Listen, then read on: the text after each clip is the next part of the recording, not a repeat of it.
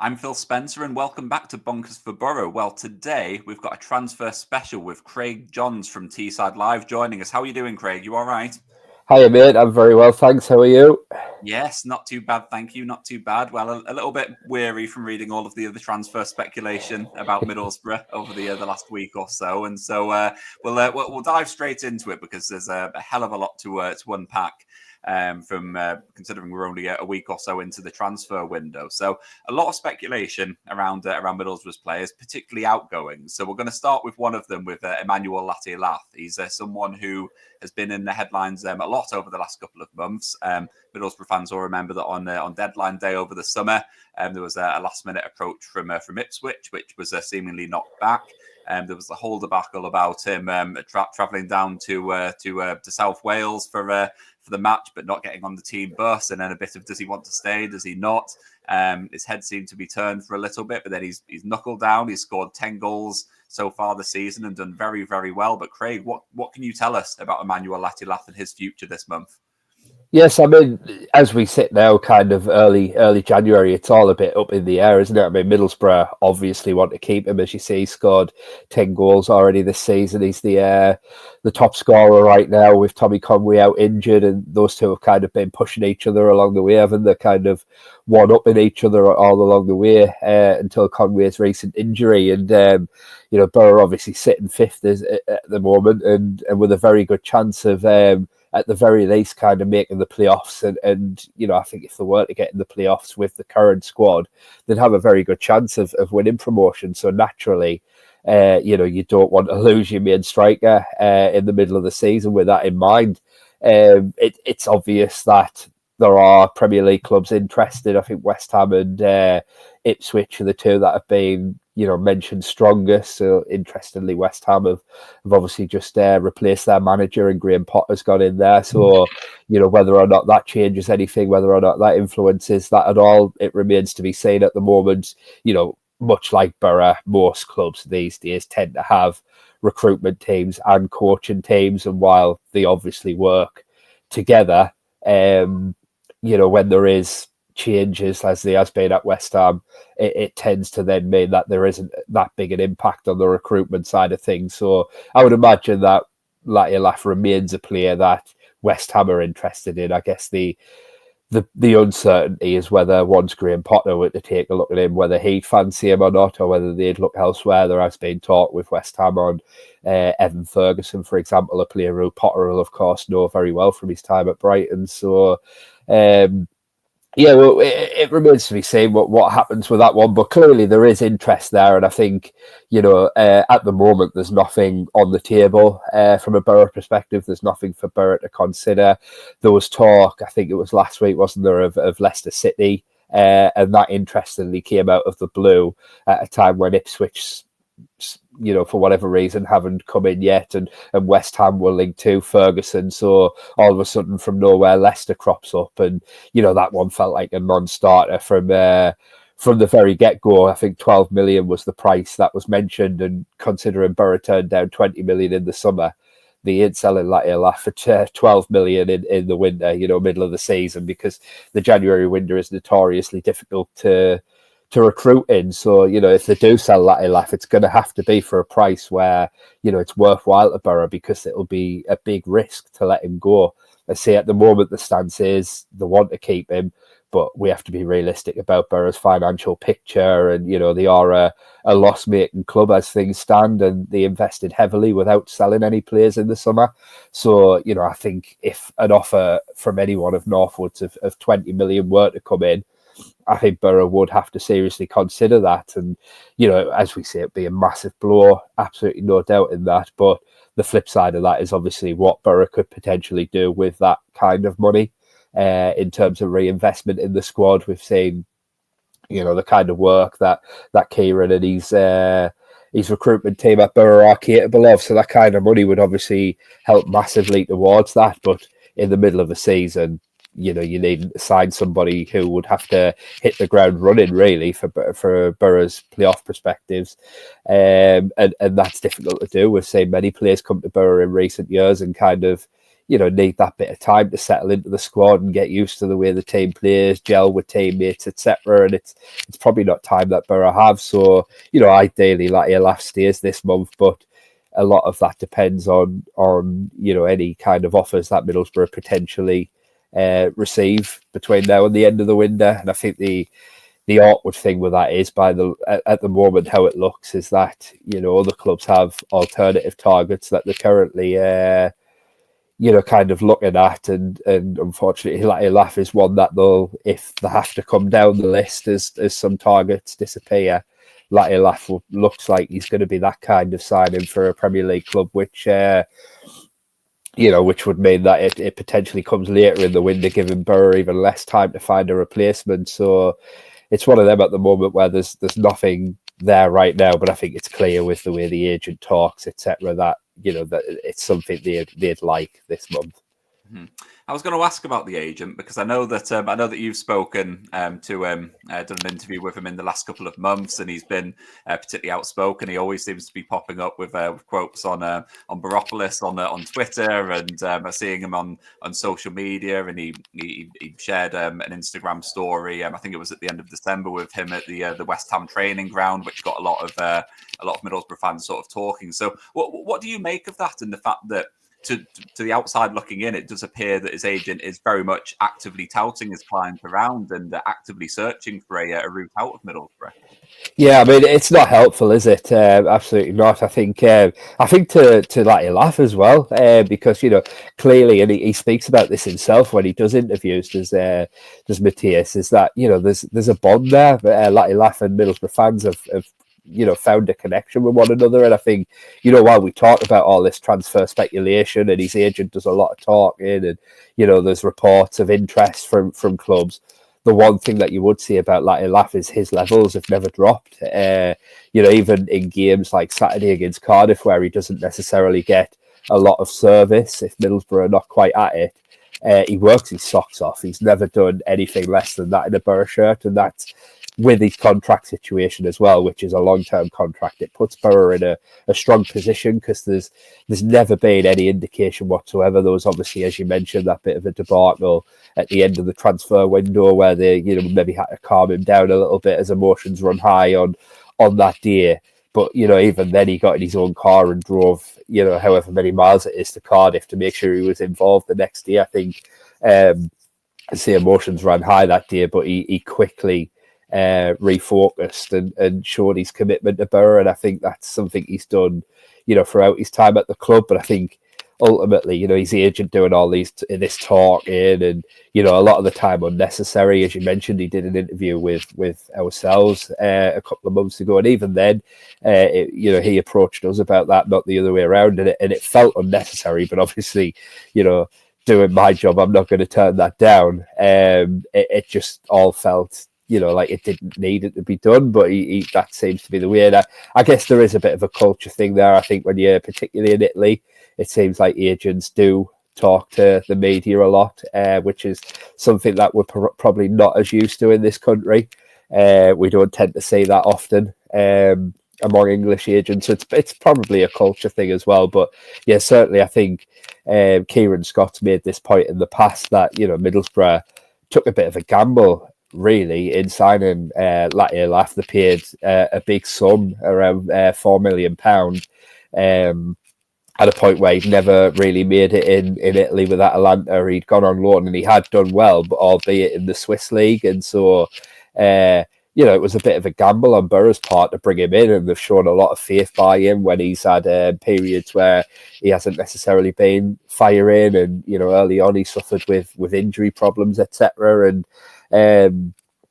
you kind of do feel that the agent isn't the most helpful in the situation, and sometimes I don't think anybody at Middlesbrough would necessarily kind of blame Latte Lath or the agent for wanting a Premier League move if it's there.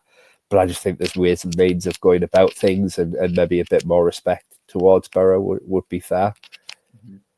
Absolutely. And to put you on the spot with this one a bit, Craig, so do you think that Latte Lath will still be at Middlesbrough come the end of the January transfer window? It's a difficult one. It is. As I say, I think it all depends on what other clubs are willing to do. I think Middlesbrough are in a strong position, and I think, interestingly, a lot might depend on Doak. While the two are not connected, Ben Doak, I'm sure we'll come on to talk about him.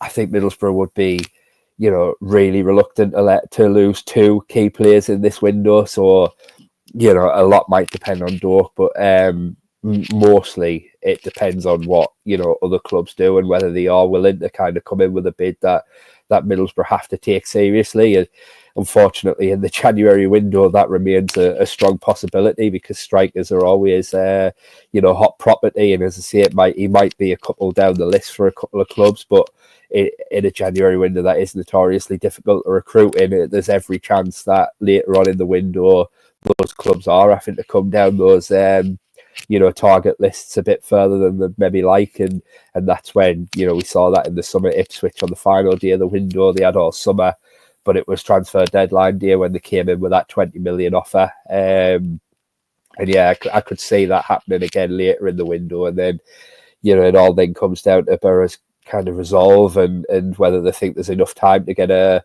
replacement in and things like that. But they're in a strong position. Certainly a lot stronger than they are with the Ben Doak situation.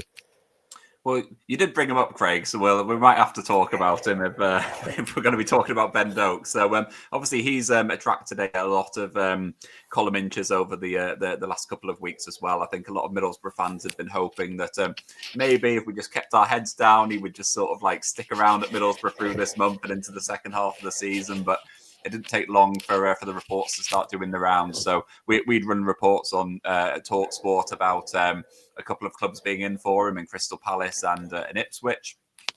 Both of them made offers in the region of 15-16 million pounds. Liverpool reportedly wanting closer to 30 million pounds. And it's not really hard to see why when you look at his form this season. He's been a key player for Middlesbrough. 2 goals, 6 assists in 21 games for Middlesbrough. So from your point of view, Craig, what is the latest with Ben Doak, and what's the feeling coming out of the club with regards to his situation? Yeah, so it's similar to Latte Lath in that at the moment there's nothing changed in terms of he's still there, he's still training with Middlesbrough, he's still a Middlesbrough player for now. But as you say, there is interest from Premier League clubs, and I think coming into this window, there was always the chance, given how well he'd done for Middlesbrough in the first half of the season, that there would be Premier League interest there. Obviously, as we've all seen, he's a player of high potential. And so my kind of concern heading into the window was that Liverpool might have seen value in recalling him and loaning him out to a Premier League club like a Crystal Palace or an Ipswich, just to get him that experience at a high level effectively, because he's come to Middlesbrough and in 6 months or whatever, he's proven, he's more than good enough for the Championship. He's terrified pretty much every left back in the division that he's coming up against. So, a move to the Premier League from a Liverpool perspective on loan, to me, would have made sense, as much as I didn't want it to happen, obviously.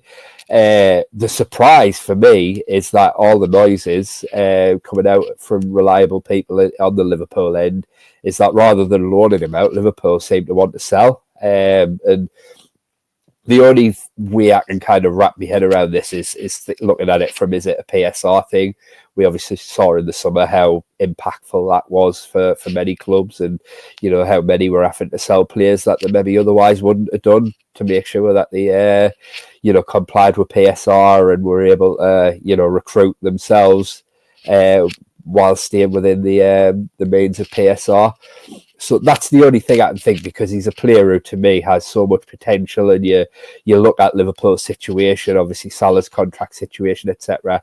I don't think for a second that Ben Doak will be ready to next season go in and replace Mo Salah.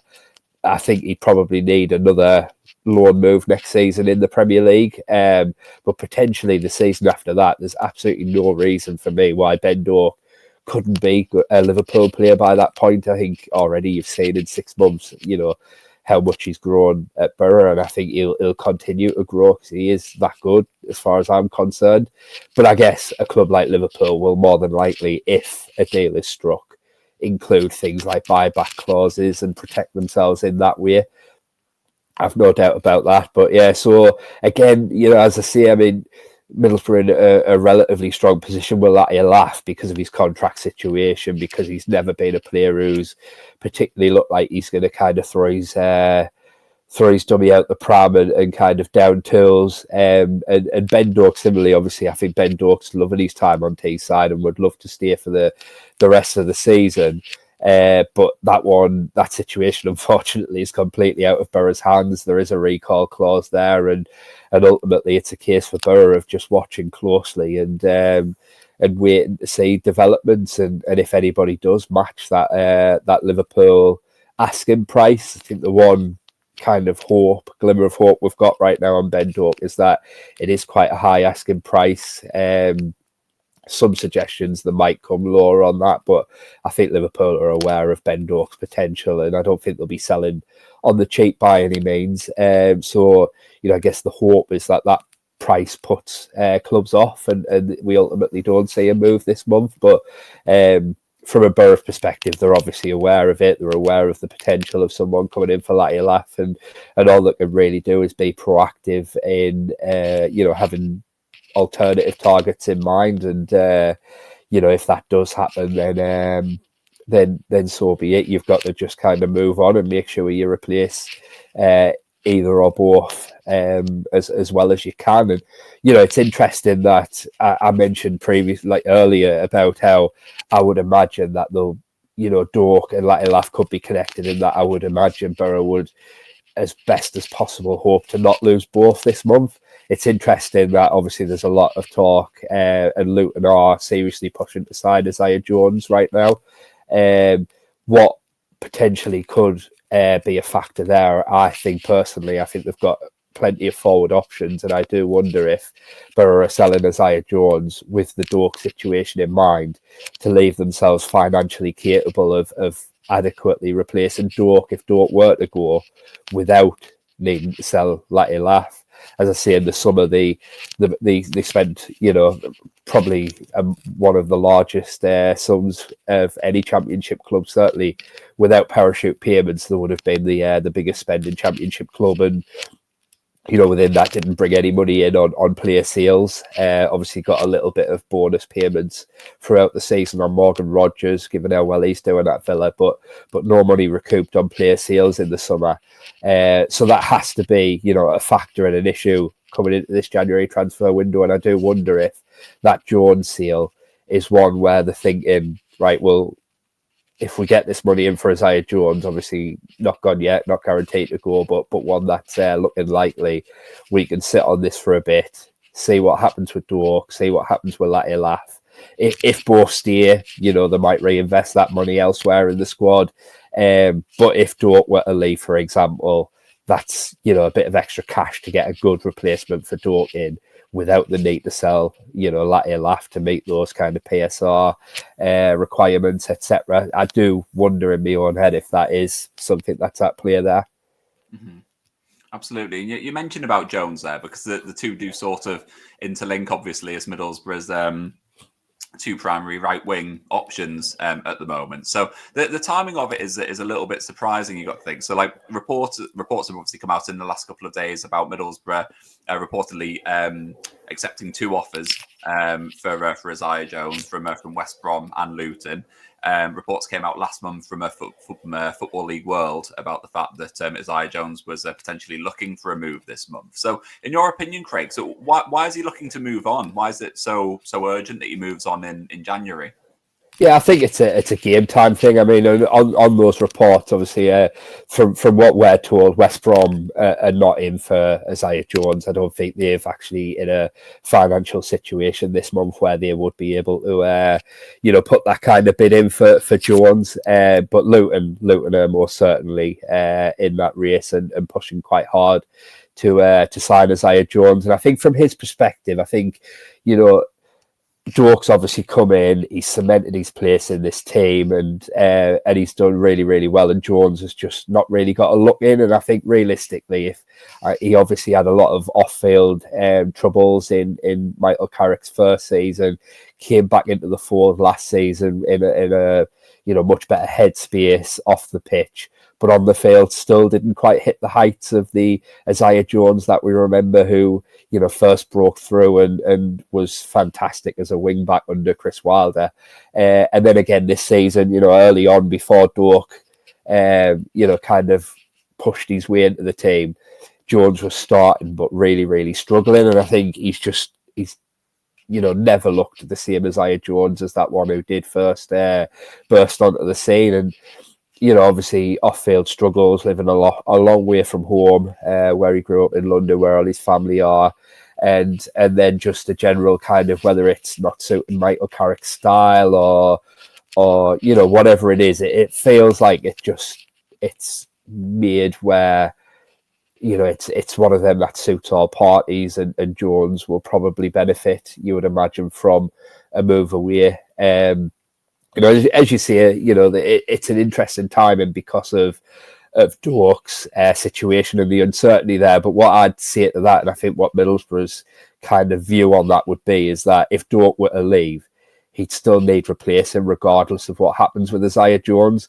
I'd imagine most Middlesbrough fans would agree that, and we probably saw at Hull a prime example of that when Jones got a rare start, that if Doak were to leave, Middlesbrough's squad would be weaker if they were going with Isaiah Jones as moving up to first choice.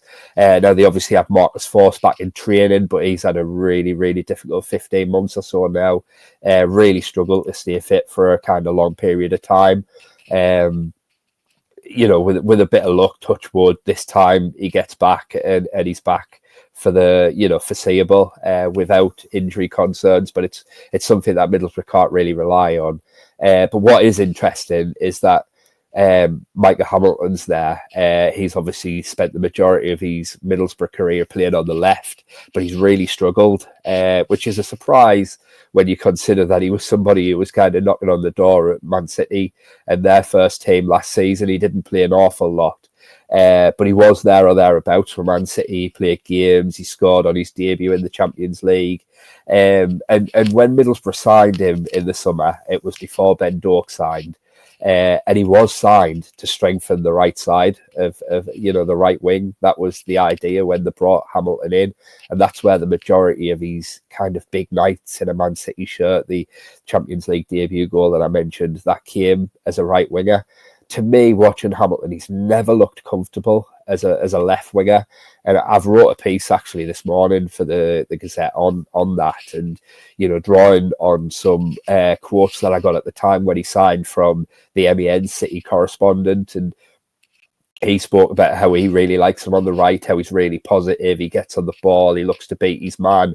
When you read Simon's quote on Micah, he sounds very much in the same ilk as Ben Doak in terms of how he plays on the right. On the left, he's never looked quite comfortable doing that. And, perhaps that is a balance issue. If he's not as comfortable with his left foot, he's not going to be able to do that on the left-hand side. And going out there really for him was, as I say, he was signed as a right winger. So it was, he was a victim of circumstance really, because Ben Doak wasn't a planned signing. He wasn't expected to be signed. It came up in the kind of, I think it was final 7 days of the summer transfer window. Liverpool decided they were going to loan Ben Doak out. Michael Carrick, it was actually, who was very aware of Ben Doak in the first place. And Boro kind of said, I think there were 7 or 8 championship clubs in for him in the end. And Boro effectively said, this isn't planned. We don't necessarily need him in terms of numbers, but he's a player we can't afford to let join a rival. We have to be in to get him. And I think Doak's obviously come in and justified that. You can, see why Boro kind of broke their preferred transfer strategy to go and sign Ben Doak late in the transfer window. And as a result of that, Boro looked at it and they've got Doak, they've got Jones, they've got Forss. So Hamilton kind of got switched over to the left by default, really, because Bergzog at that point was obviously covering a lot up top as Conway was still fitting in and getting over early injuries, and Latte Lath was kind of having a little struggle early on in the season. So Bergzog wasn't a natural left wing option at that point, and McGree was having early injury issues as well. So I think by default, really, Hamilton got switched over to be a left-sided player for Boro, which is where he's been since he signed. But what's interesting now, I think, what will be interesting if Jones does go, is whether or not Michael Carrick gives Hamilton a try on the right-hand side to see if he can look a bit more natural and a bit more comfortable than he otherwise has on the left over on that flank.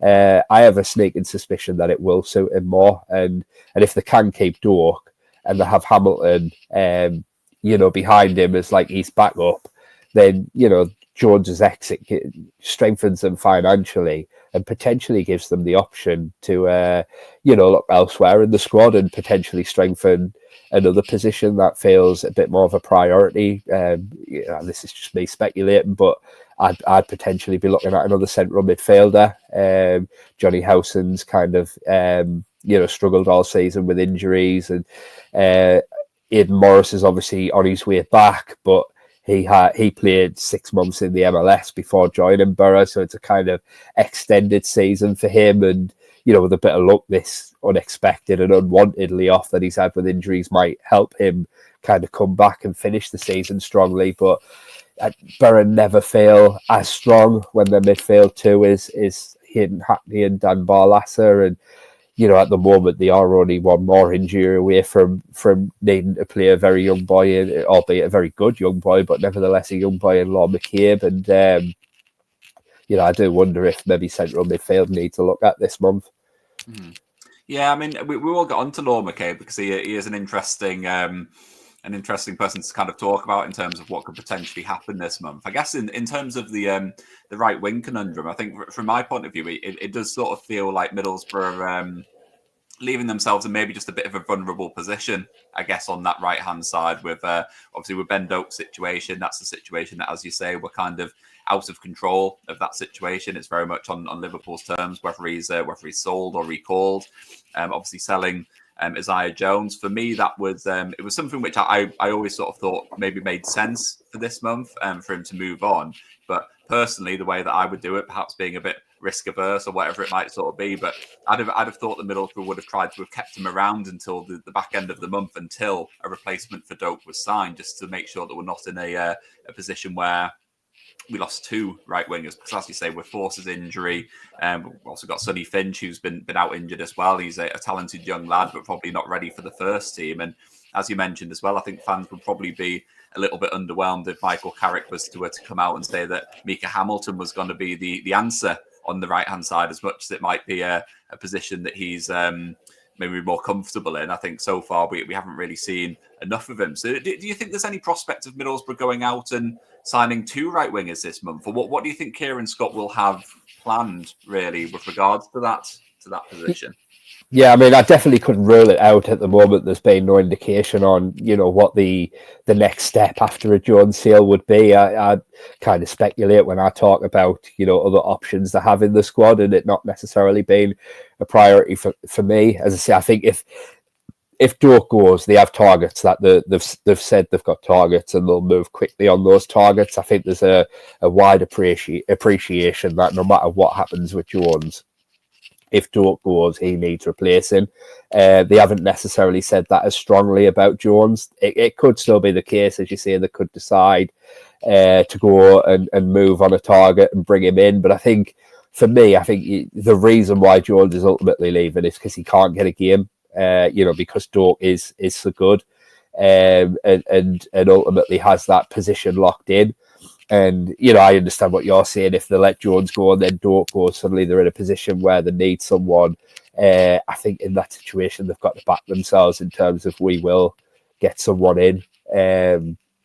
We've seen how quickly they can work and how astute they can be with recruitment, and, where they turn to, I don't know. But I think they've definitely got targets in mind who they will work on. And, in terms of Hamilton, I don't think he'd be the answer in terms of, unless he, I'd like to see him start personally on Saturday on that right wing against Blackburn in the Cup. Who knows? Football's a funny game, and he could go and, I don't know, score a hat-trick and look like a world beater all of a sudden because he changes to the right. Unlikely. I know I'm stretching a bit there given what we've seen of him so far. But, I don't think in terms of Hamilton being the answer. I don't think anybody at Boro is expecting him to be the answer in terms of starting week in, week out like Doak is at the moment. I think ultimately what you're looking for right now is just your kind of backup. Maybe one game every other month that Doak needs to come out and have a rest. That's what you're looking for. And that's why, I mean, if you look, Jones has started 2 games in September. So, realistically, what you're looking for is a deputy, a backup to Doak, and that's what makes it potentially difficult to replace Isaiah Jones as well, because anybody potentially coming in will be well aware of that as well. They'll be looking at it and thinking, well, if Ben Doak stays at that club, realistically, how often am I going to play?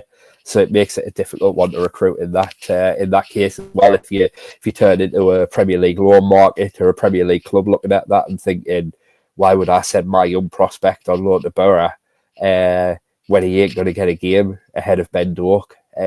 So it's what makes it a really difficult one. And ultimately Boro have Marcus Force and Hamilton on their books as two. Force is still a relatively young player, and so in some respect, why not develop your own? Mm-hmm.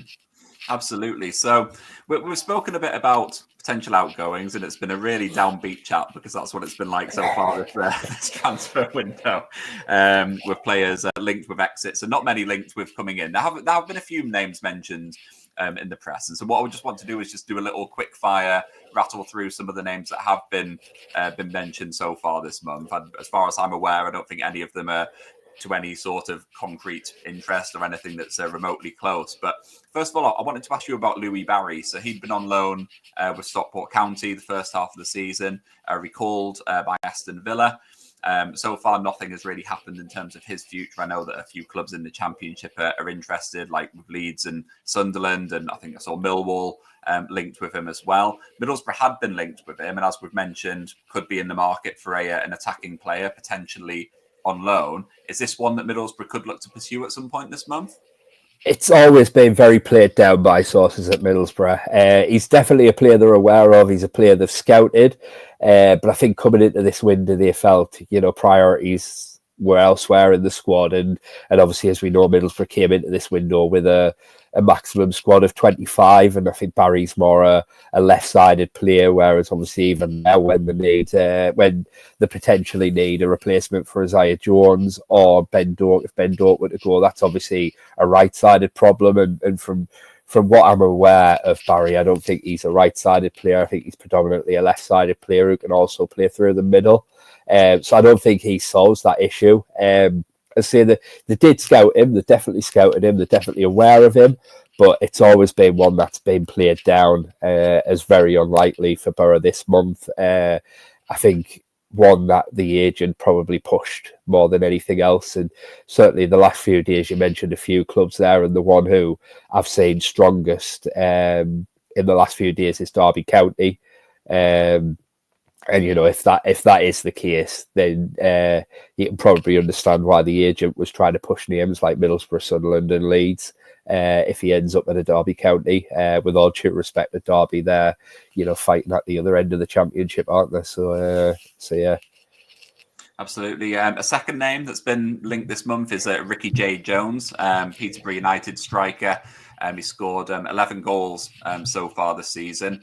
Logic, obviously, as a striker, would suggest that he's potentially being sounded out as an Emmanuel Latte Lath potential replacement, depending on what happens there. Have you heard anything with regards to him, Craig? Yeah, so again, quite similar to Louie Barry, other than probably a bit stronger. When asked about Ricky-Jade Jones, they effectively said, they've scouted him, they like him in every position across the park. They have a list of maybe 10 to 15 players who obviously, when it becomes more concrete that they need a player in that position, will then be whittled down to a kind of short list, if you like. But among their list of 10 to 15 strikers who are of kind of minor interest, if you like, to them, he does feature on that list. He is somebody that Boro like, but at this moment, if Latte Lath were to leave, or if for whatever reason they were to decide they did want to bring a striker in, there's nothing concrete there right now where he would necessarily make the 2 or 3 man shortlist who they'd be looking to pursue. But he's definitely a player who Middlesbrough like. Absolutely. And the third one I wanted to ask you about is an all too familiar name that fans on social media won't be happy with me bringing up. But I wanted to ask about Ryan Giles once again. Obviously, he's at Hull City, and it's been a tricky campaign for them so far. And as far as Middlesbrough are concerned, left back, it still seems to be a position that we just haven't quite nailed. Obviously, we had Lucas Engel and Alex Bangura last season. Brought in Neto Borges this summer, and he's done okay, nothing outstanding. But there has still been speculation. I saw on social media that a reporter close to Hull City was saying that Middlesbrough remain a long-standing club who are interested still in Ryan Giles. So is there any chance of this one happening this month, Craig, or am I going to have to come back to you in 6 months and ask again? Yeah, I mean, never say never. Baz for the Hull Daily Mail is obviously a colleague of mine, and he's right. You know, Middlesbrough will always, certainly while Michael Carrick's in charge, will always like Ryan Giles. I think he proved in his loan spell here that he was tailor-made to the kind of ideal way that Michael Carrick wants his team to set out. And I appreciate, you know, he's kind of detractors, if you will, point to his defensive limitations, but you know, Michael Carrick always had a thing that he spoke about, and it was, you know, emphasize your strengths, hide your weaknesses. And in the way that Boro played, you know, kind of the right back at the time, Tommy Smith, would come across, create a 3-man defence. The left-sided winger, Riley McGree, would come inside, or Aaron Ramsey in the second half of the season quite often come inside and kind of overload the middle of the park. And that just created all that space down the left, which Ryan Giles exploited perfectly. And as you say, whether Bangura has always felt like the kind of most natural replacement to Giles, but unfortunately just hasn't been able to have a run of fitness to kind of prove that. Engels never looked quite comfortable enough in attacking a left wing, and Borges, I think he's had more success in recent weeks in inverting and creating space for Bergzog on the left wing. I think that's worked quite well in recent games. But again, as you see, I think both Engel and Borges, at best, you could call them kind of steady players, 6, 7 out of 10 every week. Always prone to a 4 or 5 out of 10. Now and then, but you know, never. Ryan Giles was a match winner on his day. The week combined with Chuba Akpom, sorry. You know, he changed games for Boro, and I don't think any of Boro's current left back options are that. I think the issue there, much like the summer, is that Hull are in a position where they wouldn't want to be seen to lose Ryan Giles, particularly to a championship rival. I think they had to lose a few key players in the summer, albeit the Premier League clubs. And you know, there were strong negotiations in the summer between both clubs, and at one point it looked like a deal was quite close to being done. But I think things just weren't going well in terms of Hull City's recruitment, and their owner basically said, you know, we have to pull the plug on this. This will not look good if we if we sell Ryan Giles to a rival. At that point, Hull still wanted to be a promotion rival. Obviously, their season hasn't quite panned out that way, but you know, they were well aware of kind of how that would look to supporters and pulled the plug on it. And you know, I think Boro, as I say, will always have an interest in Ryan Giles while Michael Carrick's at this club and wants to play in the way that he wants to play, because he was tailor-made to it. I think the issue is the price that Hull would want, particularly now they've got a new manager and Ryan Giles seems to be back in his plans, in his thoughts. I know he only came on at half time against Boro, but he'd missed the game before that due to injury, so that was probably the reason for that. I think Hull would just ultimately want too much, as they ultimately did in the summer. The big thing around negotiations before it was eventually pulled was the price that Hull wanted Middlesbrough to play. And I think from Middlesbrough's perspective, while they know how good Ryan Giles is, he's ultimately never done it in the Premier League. So do you want to pay? I think Hull paid about £4 million and wanted to kind of recoup that in the summer in selling him. Middlesbrough's kind of perspective on that was, do you want to pay £4 million for a player who is unlikely to be able to step up with you to the Premier League? He might help you get there, but it's only a might. He didn't ultimately in his season when he was here. It's those kind of risks that you're always looking at, and do you take the risk, do you not? And they decided to go on Borges, and I'd be very, very surprised if that situation changed significantly enough for Giles to be a viable option this month. And from your point of view, Craig, are there any other players or positions that Middlesbrough could potentially be targeting to bring into the club this month? Yeah, I think obviously, as we've mentioned, until Jones goes, they've got a maximum squad size of 25. So this month was always going to be a bit of a, kind of domino effect strategy. And as I say, they went into the month with targets in mind who, if the opportunity becomes available to them, they would like to move on. But it is very much that kind of domino effect. So I think if you look around the squad, Dijksteel obviously has 6 months left on his contract, and he's been such an important player this season. To be fair to him, he's he's really been rejuvenated in a Boro shirt, and with Tommy Smith's long-term injury and Aylan picking up the odd injury, Dijksteel's played way more than anyone would have expected him to, and not just played but done really well. But I think realistically, from a kind of business point of view above football, he's got 6 months left on his contract. He's quite a high earner. He's unlikely to get another deal at Boro at this stage. So I think if there were to be some interest there, if someone were to come in and offer Boro cash, this would be the last opportunity to sell him for money. I think they'll definitely have some right back options in mind should that one come about. I mentioned central midfield. Potentially the sale of Jones might help them in another position. It doesn't necessarily have to be a like for like for Jones, I don't think, as we've previously discussed. Obviously, House and injury troubles, Morris coming back from an injury, having effectively played an extra 6 months this season because of the MLS season. Do they potentially need another central midfielder? Dan Barlaser had interest from Turkey in the summer. Nothing ultimately materialised there. If that could be a potential where he could, if anything were revived there, I think they'd look to maybe, do a trade there and kind of trade up on Barlaser if possible. But equally, I think just to pause slightly and go to Barlaser, obviously he's had a long run in the team, and he was poor. There's no denying that against Cardiff on Saturday, and I think he had a difficult game at Ellen Road in the defeat of Leeds United. But other than that, I actually think he's had a pretty good run in the team. The less said about his set pieces, the better.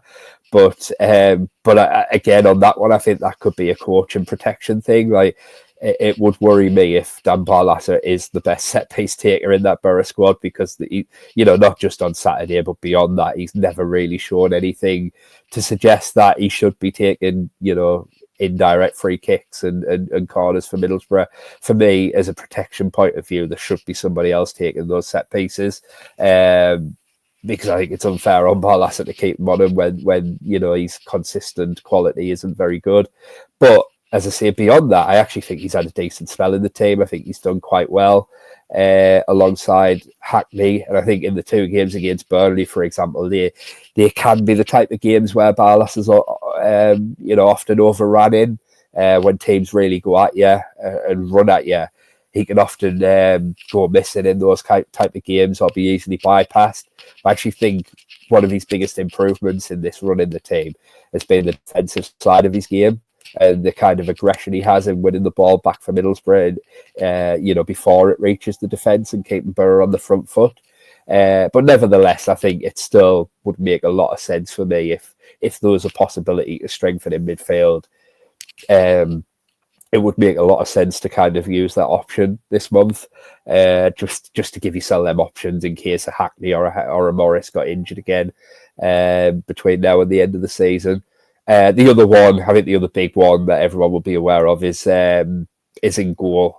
Quite an interesting situation there. Obviously, in December, Solbring kind of effectively got in. I think it's fair to say. I think he took his chance and effectively moved ahead of Sammy in the pecking order. And there was some speculation then before he got injured about whether Dieng might move on in January. I think there was some interest in Dieng. Obviously injured at the moment, hopefully back quite soon with a hip issue. But it would have been interesting, I think, had Solbrin not got injured. Obviously, he's expected to be out until the end of March at the earliest. And, had he not picked up that injury, I definitely could have seen Seny Dieng potentially being moved on this month. As it happens, Bryn's got quite a long-term injury, and I think that might ultimately mean that Boro don't make that move this month. But having said that, again, if they were to get a good offer for Seny Dieng, I think it would be one where you've got Tom Glover doing well there, and you could probably pick up a Premier League loan player to boost your options while Bryn's out injured. So it's one to potentially still look out for as the month goes on. I'm sure one that Middlesbrough are kind of monitoring and again have options in mind should it become something that needs attention. What I don't think Boro would do this month is kind of sign any goalkeeper with kind of long-term implications, permanent signing with long-term implications, unless it was to be a number two, because I think Sol Bryn now, he's waited for this opportunity, got out on a number of loans over the years and kind of, to me, stepped up and looked like Middlesbrough's first choice goalkeeper before his injury. And so I think to sign, to spend a good chunk of money on signing a very good goalkeeper long term would ultimately just push Sol Bryn's development backwards. And I don't think anybody at Middlesbrough wants to do that, because I think everyone at Middlesbrough appreciates that this is now Sol Bryn's time, although, except for this unfortunate injury that he's picked up. Mm-hmm. Absolutely. And just before we round up, I just want to chuck a couple more names in terms of potential loan exits from Middlesbrough, things that could potentially happen this month. So Sammy Silvera, he's on his way back from Portsmouth. Things just haven't really worked out for him on the South Coast in the Championship. So what do you think is going to happen there, Craig? Yeah, it'd be very interesting to see what happens. Obviously, I think a lot will be determined by what Silvera wants to do. But we've mentioned the squad, and unless anything drastically changes there, I can't see any way in which Silvera kind of gets back into Middlesbrough's squad and plays a part in the second half of the season. As you see, he's had a really difficult time at Portsmouth and just not managed to make an impact. And, ultimately, when Boro signed him last summer, it was for less than £1 million, and it was always said that it was a risk. It was a bit of a gamble, but it was low risk because of how little they were paying for him. He was a player who potentially could have been, one of them kind of hidden gems, untapped potential, that kind of thing. But it just hasn't quite worked out for him. I think this loan spell to Portsmouth ultimately was designed for Middlesbrough to kind of assess whether there was any long-term future for Sammy Silvera at Middlesbrough, whether he could potentially develop into what they hoped he would when he signed. And I would imagine now, if we're being really ruthless, that they have the answer to that question in the fact that he wasn't able to make an impact at Portsmouth. So, I think the more realistic option at this point would be another loan move somewhere. But I think if there was a way to cut ties and just sell permanently, then I don't think Middlesbrough would kind of stop standing in Silvera's way of a permanent Boro exit this month. Mm-hmm. And what about anyone else? Are there any other players that could be in line for loan exits? I'm thinking people like Alex Gilbert, McCabe, Sonny Finch. Could any of those be heading for the exit door on a short-term basis?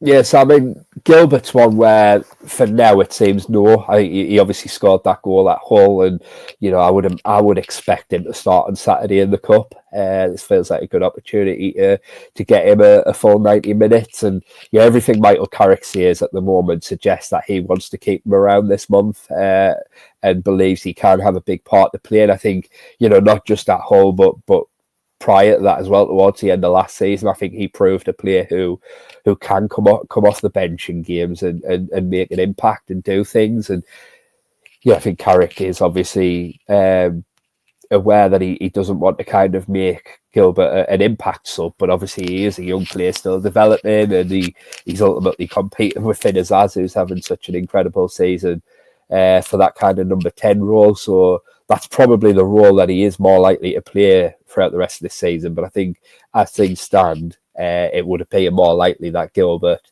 remains a Boro player. But as I say, I think this whole window, the Boro came in with that kind of domino effect strategy, and what I wouldn't rule out at this stage is that late in the window something pops up like the Ben Doak situation, where Middlesbrough ultimately say, this player's available, he wants to come here, we have to bring him here, we need to find a gap in the squad for him.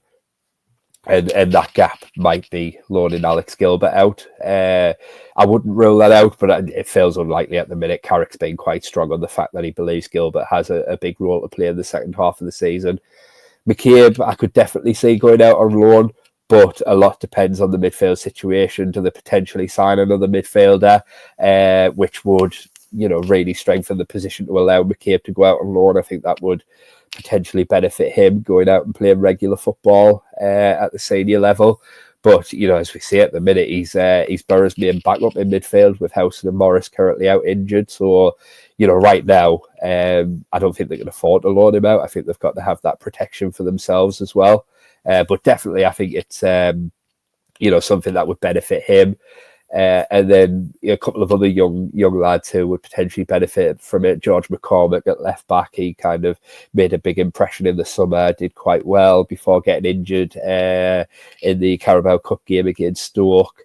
And a player who potentially, now, particularly now Lucas Engels back from injury as well, he could benefit from a loan move this month, I think. And then Harley Hunt, the young centre back who they got in from Swindon in the summer, he's spent a lot of time around the first team despite being still a very young lad, and he's really, when you see him, he's really physically imposing. He's quite big and quite well made already for such a young age, and he has played first team football before, having played a few games for Swindon before he's moved to Boro. So potentially I know he's definitely impressed a lot of people at Boro since joining the club in the summer.